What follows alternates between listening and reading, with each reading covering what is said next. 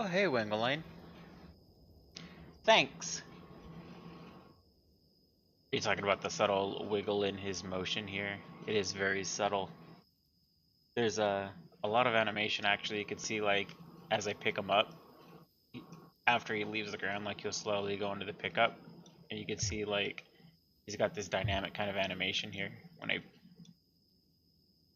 pick him up, he goes with the momentum.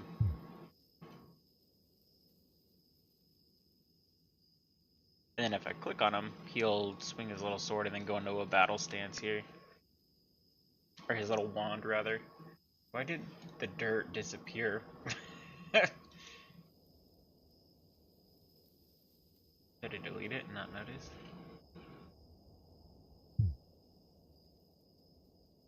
What the heck? Why does the dirt disappear? Oh, because it's a solid, it should be. Design it. Yeah, and they're randomly put together too. Right now, I was testing out beards, so they all have beards at the moment, but you can see there's quite a bit of combinations that they can do. I need to do hair and facial hair next.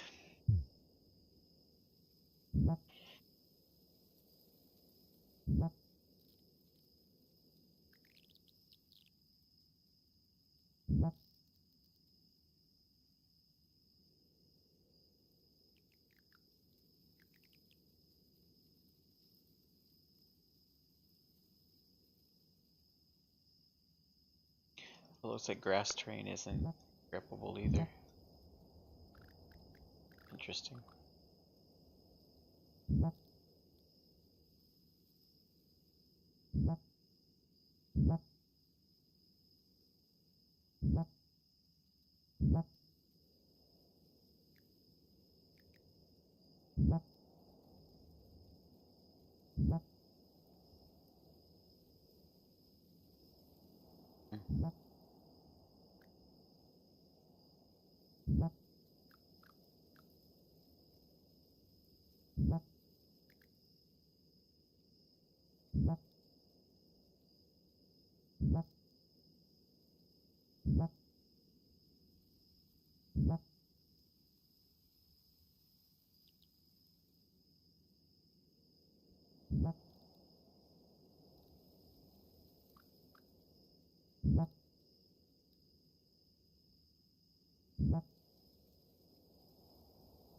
There's some overlapping issues here.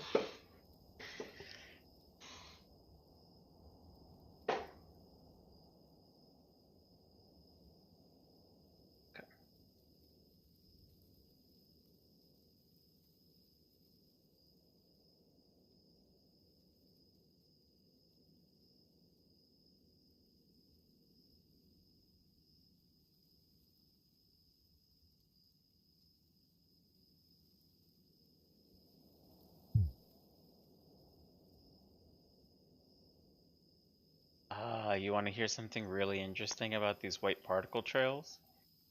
Is that they are it's part of the layer effects. The new one that just came out, like the wind-blown particle effects, came out with that new, I guess I'll call it like a platformer example. Um, this one right here, wind-blown particles, and you just select a particle.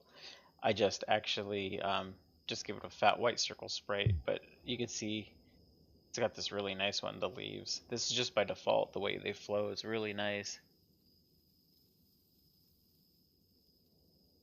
The game maker community has a tendency of focusing on like the scripting side of things, just because I feel like there's a lot larger percentage of coders there.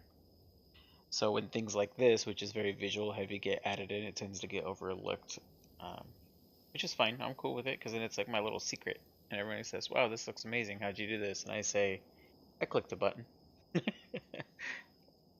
Yeah, it's really nice. The leaves look a little cheesy, I think, when they're all static like this. So what I did is I took out the leaves just for a white circle, and then I changed some of the like the blowing properties in here, and it just kind of makes this like little windy, ambiance-y. It almost looks like snow, but it's not quite snow kind of deal, you know. Imagine I'll be adding wind and that kind of thing. Yeah, it's really nice, and honestly, it takes minutes to set up. The only bummer part is, like after you make changes to it, it doesn't show up in the IDE, so you actually have to run it. I don't know if GM Live has that added yet, but I think the effect is nice with the particles blowing and then like the subtlety of the little trees blowing. I gotta add it so it's not so they don't go in unison. I want there to be a stagger, so this one goes, then this one goes, so you can feel like the wind is traveling between them rather than them moving in unison. But I think it's those really small details that make you feel like you're in this little world here.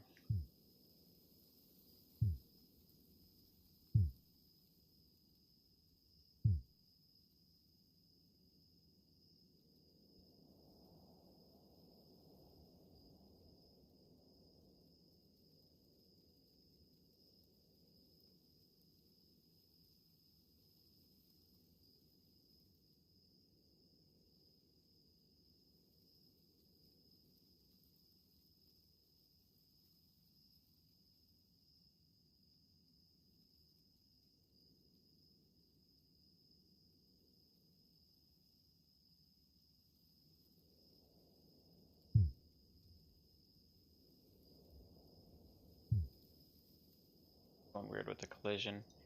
I think it's because like the grass is a solid. It's a terrain. Okay, so I need to make the dirt parented to terrain.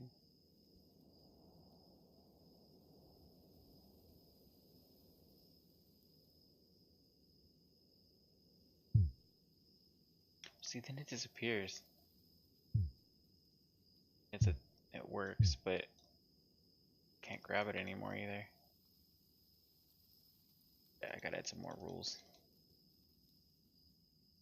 What I'm trying to determine now is, this is just a hobby of mine, clearly, but I would like to be able to get some funding of some sort in, whether that's an audience or, I've got a Patreon that I'm working on, where every couple of weeks I'll give out a pack of these assets for free for people to make whatever they want with.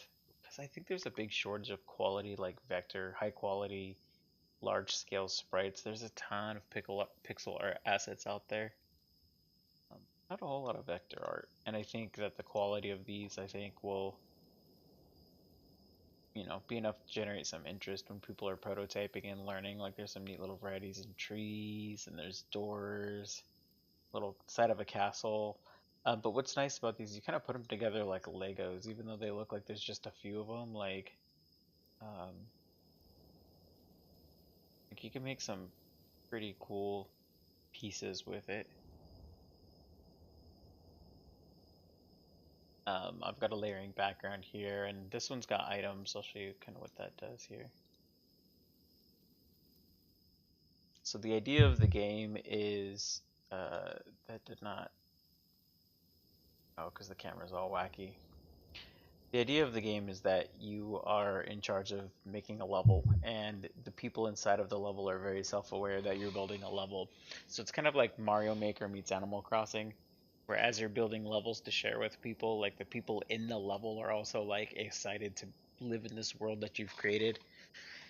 So the game flow kind of looks like you take care of these people and you find design items to make their level a little bit better.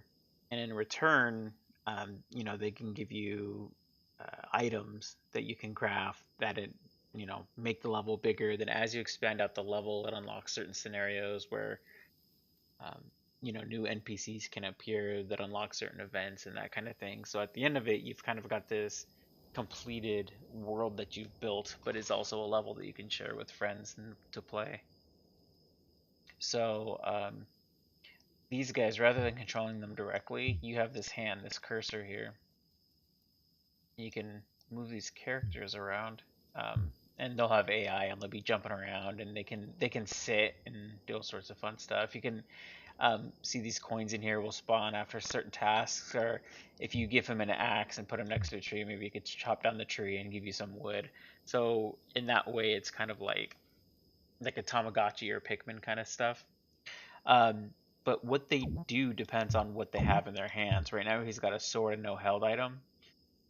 But if you dropped him next to a slime, he would start attacking the slime and he would pop. That being said, it's a very like wholesome, peaceful game. There's no like lives or HP. It's just one of those things. It's like if there's a slime walking around, so be it. But if you put him next to it, he'll go over and pop the slime and farm him. But if you pick up, um, there's these items here, and eventually you'll be able to like garden and stuff. You can see it's got a little bit of physics here. After you give that to a character, they equip it, and then they can hold it. And depending on what's in it, sometimes like if it's a piece of food, sometimes they'll just like, look over and take a few bites out of it, and their animation and behaviors will change depending on what they're holding. Um, but yeah, so he's got this little turnip here, and um, he might do different things with it, and the different scenarios that he might be in might unlock different things. And you can use those things either for crafting materials or just new design blocks. So there's a few different kinds of blocks. You can see this tree right here is like dynamic and moving, but I can't like pick it up and move it. It's just part of the level now. What I do have is these blocks that if I click and hold right click on, I can pick them up and move them around the grid, and then I can resize them. But there's some that are dynamic. So like the fence is interesting because when you just lay it on the ground, it looks like a fence. But if you increase the size of it and make it tall enough, now all of a sudden, like you've got this ladder element in the back. So it completely changes the look of it, just based on what size and dimensions it is. Now that's just something that works out that way. But you have something like this mushroom here, whereas if it gets skinny enough, it becomes another sprite entirely. So you can have this little mushroom here. If you make it medium, you have this medium mushroom, or if you increase it even bigger, it makes this kind of fatter mushroom, and then it acts like a platform for your characters that they can move through. So there's some logic in there with that. But the goal is you can kind of like build out your own homes. Like if I want to have like a mushroom house here, I can do that. I can have like, give them like a little grass roof instead. And now the base of that mushroom looks like the wall of a house. Now I'm going to double that up, put that behind. Let's turn this back into a fence.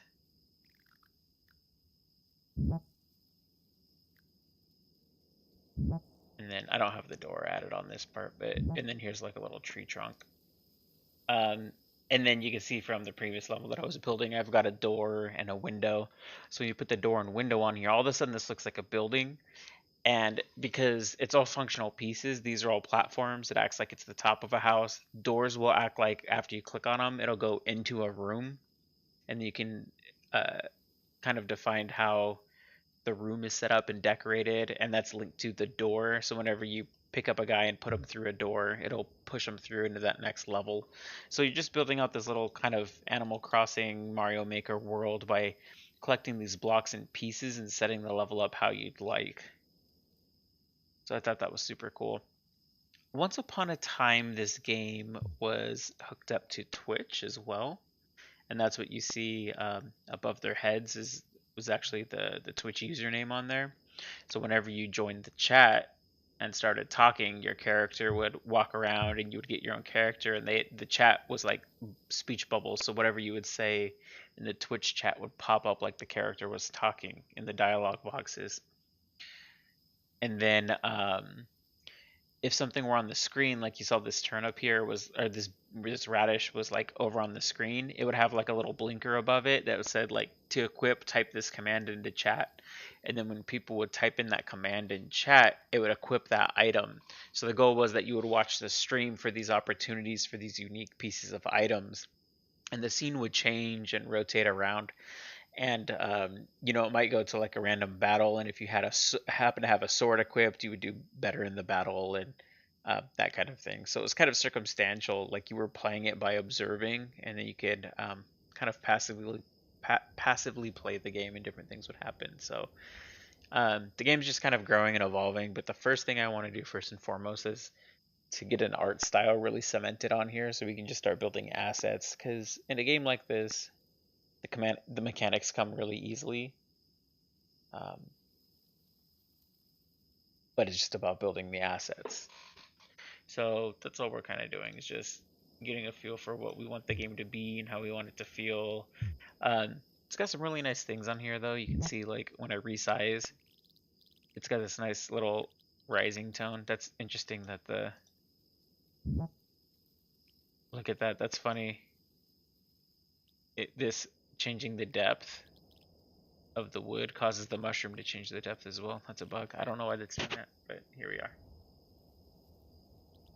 Anyways, I thought it'd be super cute. And then these characters, like, have a wide variety of animations here. So I use spine to animate them through and the different points so they can equip things. So all I have to do is set up the skeleton, and then I equip all the items in Game Maker and color them the right way. So everyone's got like a skin tone or a hair tone, or they can be an animal or a human, and then equip different things from there. But you can see like the attacking pose when they're walking while holding an item. When they're just waiting idle, here's that really subtle movement that you were talking about. And my favorite one is once in a while when they're idle, they'll scratch their butts if not holding an item, which I think is very cool.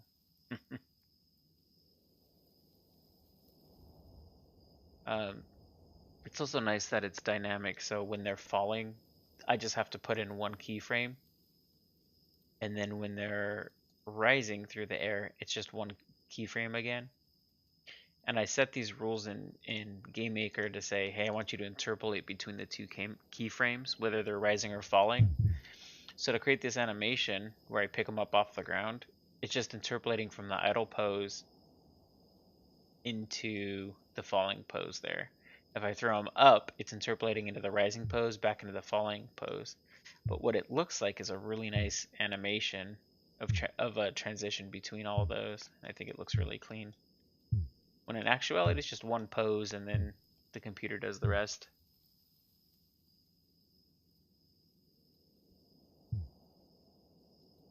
I think that's cool. The other challenge is that this game is actually set up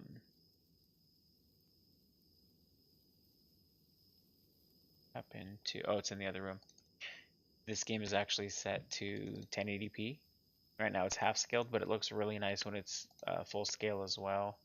I can actually change this by clicking here, going in the inspector and changing the screen scale to 1. You can see that it looks really nice full screen as well. Nice and crispy.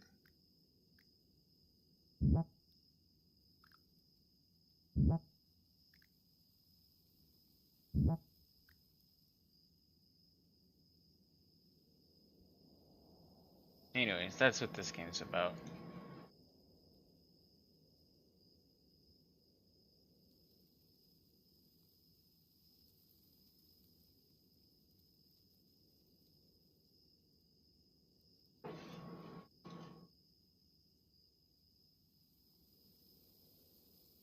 Keep moving this, so might as well just change it.